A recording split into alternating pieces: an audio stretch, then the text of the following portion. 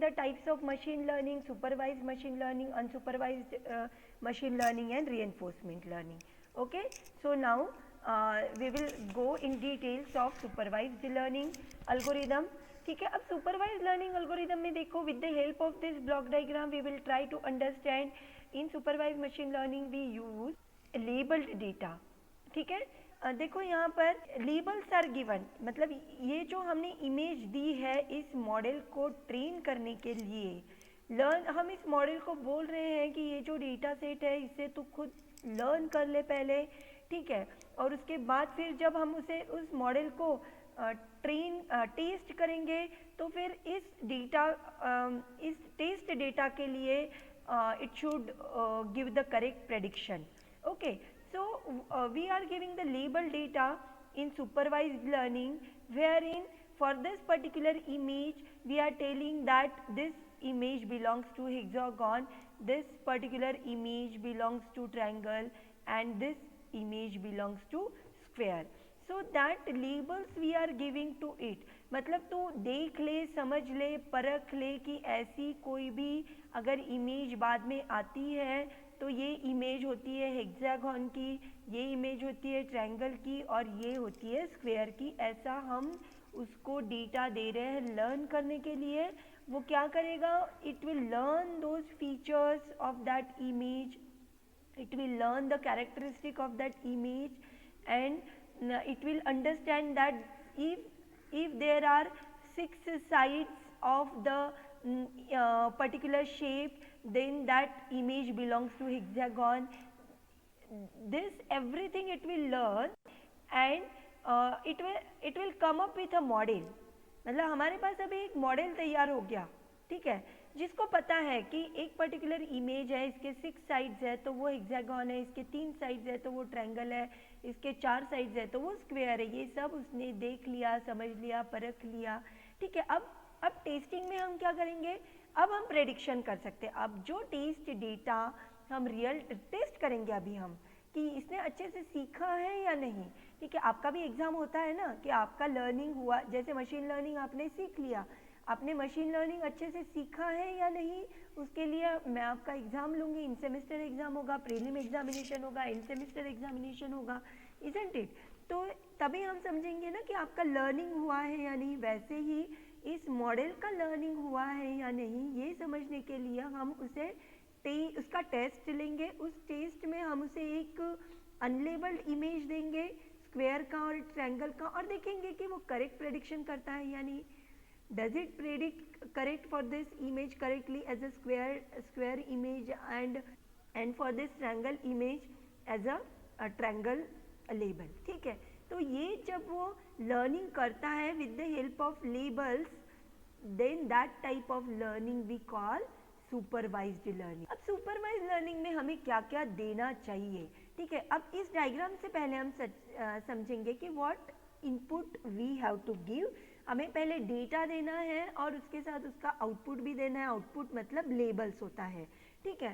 तो labelled data we have to give, ठीक है. मतलब देखो यहाँ पर अगर हम देखेंगे थेरोटिकली तो हमें इनपुट देना है, ठीक है. A set of input features x1 x2.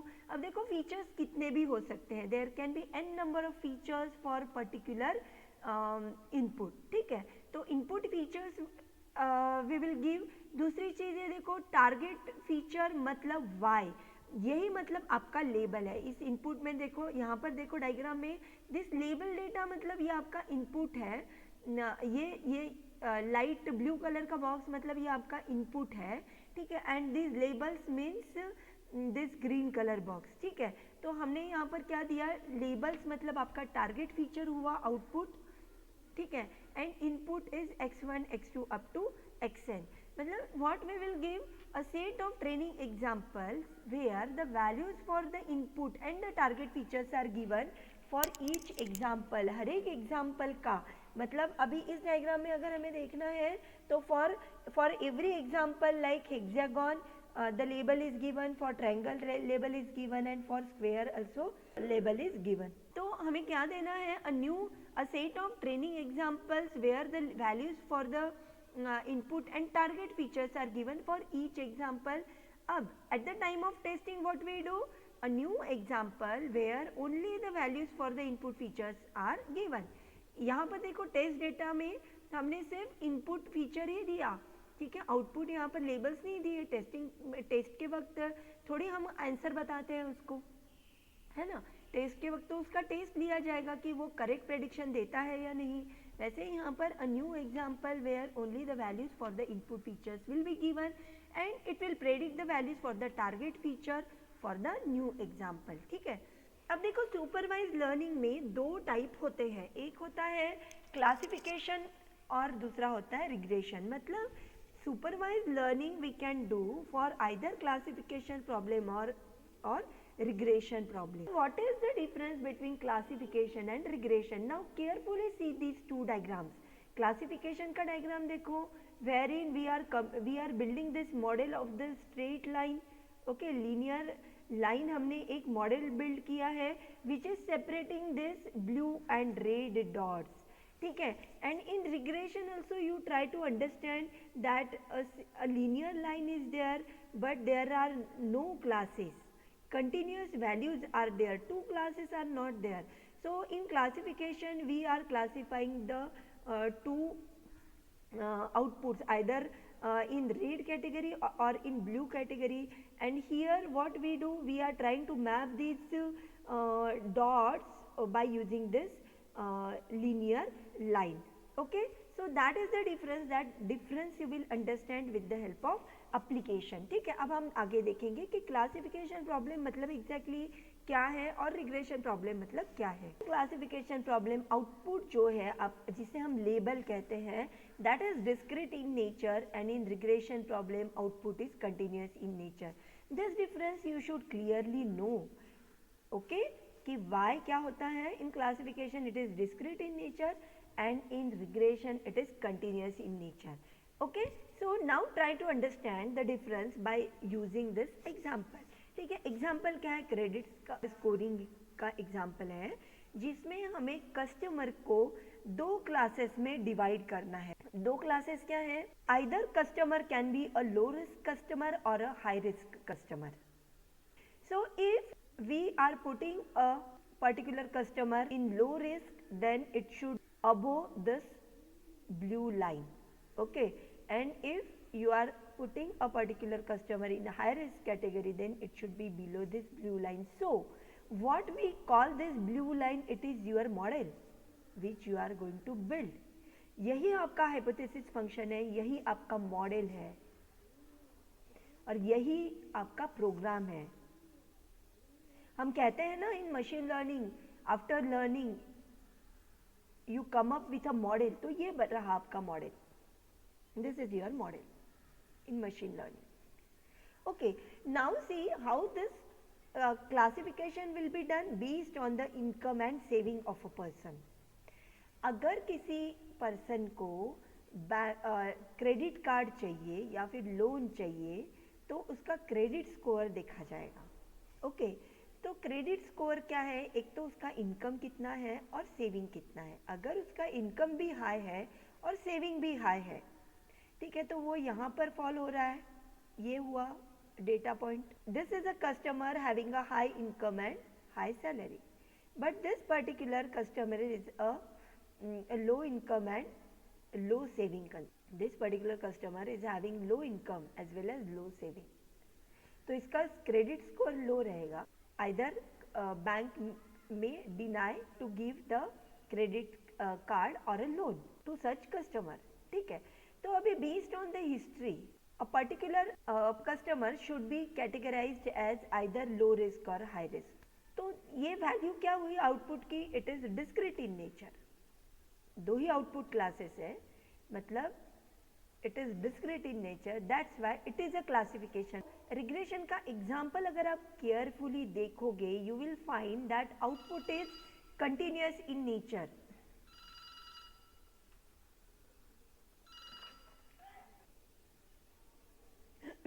Okay, sorry students, call आया था, हाँ, okay. So price of a car, ये अगर आप देखोगे prediction of a price of a car, ये अगर आप प्रॉब्लम देखोगे as a machine learning problem तो ये रिग्रेशन में जाएगा, क्योंकि आपको क्या प्रेडिक्ट करना है, price of a car predict करना है। किस बेसिस पे आप प्रेडिक्शन करोगे, बेस्ड ऑन इट्स माइलेज, और माइलेज जैसे जैसे बढ़ रहा है प्राइस उसकी कम कम हो रही है, ठीक है, गेटिंग मी।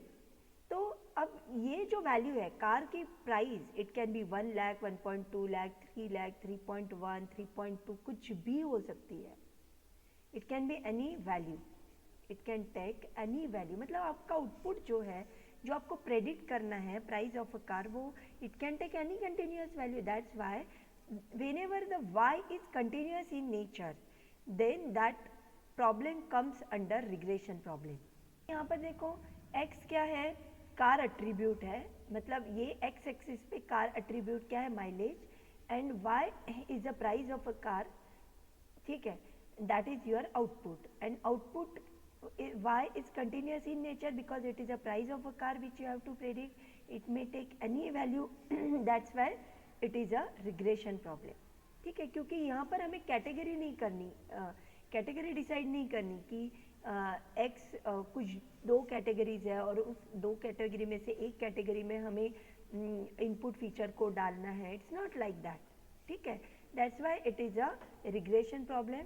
सुपरवाइज लर्निंग में हमारे पास कुछ डेटा सेट होता है, ओके जैसे एक एग्जांपल हम लेते हैं, हमारे पास दो इनपुट फीचर्स है, क्या क्या है, income of a person and age of a person, ठीक है, और आउटपुट हमारे पास दो है, एक तो either a person will buy a computer or he will not buy a computer, he or she will not buy a computer, ठीक है। तो आउटपुट कितने हैं आउटपुट कैटेगरी दो है, और इनपुट फीचर्स कितने हैं, two input features are there, income and age of a person. अभी हम क्या करेंगे, सबसे पहले एक्स एक्सिस और वाई एक्सिस पे इसकी वैल्यू, कि एक पर्टिकुलर पर्सन है, सपोज उसका डेटाबेस हमारे पास है और उसमें उसका इनकम कितना है और उसकी वाई वैल्यू मतलब एज क्या है, उस पर we will decide x and y coordinator and we will put that data point into this two dimensional space, ठीक है। मतलब इस हिसाब से हमारे पास जितने भी कस्टमर का डेटा है, कि उन्होंने प्रीवियस डेटा, पास्ट डेटा जो भी हमारे पास है, हमने क्या किया, जितने कस्टमर का डेटा अभी है हमारे पास, that data points we have located in this two dimensional space, ठीक है। तो रेड पॉइंट ये इंडिकेट करता है कि कस्टमर ने कंप्यूटर बाय नहीं किया था, ठीक है, और ब्लू डेटा पॉइंट इंडिकेट करता है कि कस्टमर ने कंप्यूटर बाय किया था, ठीक है। अब यहाँ पर रेड और ब्लू डॉट अलग अलग है, मतलब ये सुपरवाइज डेटा है, क्योंकि हमारे पास इसका आउटपुट भी अवेलेबल है, हमारे पास उस पर्टिकुलर पर्सन का इनकम भी है, एज भी है, और उसने कंप्यूटर बाय किया था या नहीं किया था, ये भी आउटपुट हमारे पास अवेलेबल है, मतलब हमारे पास सुपरवाइज डेटा सेट अवेलेबल है, ठीक है। अब इस डेटा सेट से हमें एक मॉडल बिल्ड करना है bye using this data set, वही तो हम मशीन लर्निंग में करते हैं ना, कि by using this data set we have to build a model. तो अभी ऐसा ज़रूरी नहीं है कि आपने वो ये डेटा सेट जो है वो एक मॉडल को दिया, एक सिस्टम को दिया लर्न करने के लिए, एक एल्गोरिदम को दिया लर्न करने के लिए, और उसको कहा कि चल तू लर्न कर अभी इस डेटा सेट से लर्निंग कर, ठीक है। तो वो अलग अलग तरीके से लर्निंग कर सकता है and it can come up with many models, ठीक है। अब देखो ये पहला मॉडल आया हमारे पास, एक पहला ये मॉडल है जो सिंपल स्ट्रेट लाइन है, ठीक है। ये मॉडल आपका बना आफ्टर लर्निंग, ठीक है, और इसने कुछ रॉन्ग प्रेडिक्शंस किए during training only, it has done some wrong predictions. देखो ये वाला ब्लू डॉट ये कहाँ पर आया, इस लाइन, इस मॉडल के इस साइड आया, मतलब उसने कंप्यूटर बाय नहीं किया था and still it is categorised as a person who not bought the computer. उसने बाय किया था कंप्यूटर, लेकिन वो रेड लाइन इस ब्लैक लाइन के इस साइड में आया, मतलब रॉन्ग प्रेडिक्शन हुआ। अब यहाँ पर कितने रॉन्ग प्रेडिक्शंस हुए, देखो टोटल डायग्राम देख के मुझे बताओ, how many wrong predictions are there in this, 4 wrong predictions we can see, ठीक है। मतलब can we say that this is a perfect model, perfect model है क्या विथ 100% एक्यूरेसी, ठीक है, 100% एक्यूरेसी नहीं है इसमें, ठीक है। तो फिर हम और कोई मॉडल देखेंगे, यहाँ पर कितने, how many wrong prediction you can see in this model. अब हमने, ठीक है, इसमें एरर ज़्यादा थी, एक्यूरेसी कम है, so we can go with some other model हम बोलेंगे फिर से लर्न कर बाबा तू, फिर कुछ अच्छा मॉडल ला, ठीक है। तो उसने खुद फिर से लर्न किया और ये मॉडल हमारे पास आया। अब कितने रॉन्ग प्रेडिक्शंस आप देख रहे हो यहाँ पर, इसे काउंट करने पड़ेंगे ना आपको। मतलब ये वाला जो था एक्चुअली इसने कंप्यूटर बाय किया, but it is predicted during training only. हाँ, ये ट्रेनिंग की बात कर रहे हैं हम, टेस्टिंग की बात नहीं कर रहे हैं। जब उसने खुद को ट्रेन किया, ट्रेनिंग में ही उसने 2 पॉइंट्स को रॉन्ग प्रेडिक्शन कर दिया, ठीक है। मतलब इसने एक्चुअली कंप्यूटर बाय किया था, लेकिन it is predicted as a customer who didn't buy the computer, और यहाँ पर उसने नहीं, ठीक है। अब ठीक है, हमें लग रहा है कि इसकी भी एक्यूरेसी कम है, एरर ज़्यादा है, तो हम फिर से उसे बोल रहे हैं कि फिर से तू लर्न कर खुद को, है ना, you come up with some better model. तो अब ये आया मॉडल यार, मतलब एक ही डेटा सेट के लिए अगर आपने 3 बार ट्रेनिंग किया तो ये it is coming up with 3 different models, और हर एक की एक्यूरेसी अलग अलग है, ठीक है। अब इसमें कितने, एक रॉन्ग प्रेडिक्शन है, ठीक है। अब देखो 0 wrong predictions are there, accuracy कितनी है। But what about the complexity of a model? Can you define this model mathematically? Yes or no? अभी पहले मुझे इसका बताओ, can you define this model mathematically? Yes, it is y Yes, is ma'am. equal to mx plus c because it's a straight line, isn't it? Yes, ma'am. Can you define this model mathematically? Yes. Can you define this model mathematically?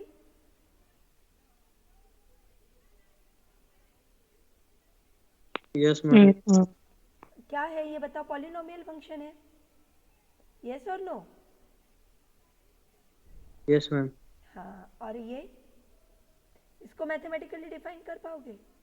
किया भी तो इतनी high degree होगी उसकी, polynomial function ही रहेगा ये भी, लेकिन can you imagine the degree और कॉम्प्लेक्सिटी कितनी ज़्यादा है इसकी,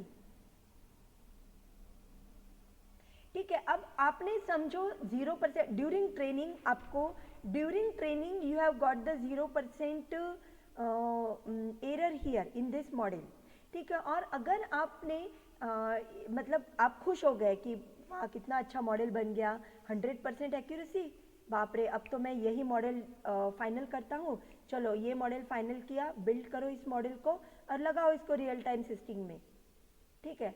अब रियल टाइम सिस्टम में जब ये मॉडल प्रेडिक्शन के लिए लगेगा और जब आप उसको कोई अननोन सैंपल दोगे, तो क्या ये ज़रूरी है कि अननोन कोई भी जो डेटा पॉइंट आएगा जो हमें टेस्ट करना है कि वो कंप्यूटर बाय करेगा या नहीं, based on the income and age of a person, whether he will buy a computer और नॉट, ये अगर हमें प्रेडिक्ट करना है तो क्या ज़रूरी है कि ये इसी लाइन के इस साइड आएगा, रेड पॉइंट और ब्लू पॉइंट इसी लाइन के इस साइड आएगा, मतलब during testing can you assure 100% accuracy with this model?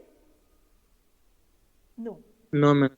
क्योंकि ट्रेनिंग में तो आप खुश हो गए, खुश होके आपने ये मॉडल सिलेक्ट भी कर लिया, लेकिन जब आप मॉडल को टेस्ट कर रहे हो रियल टाइम में, तो you can not assure 100% accuracy with this model.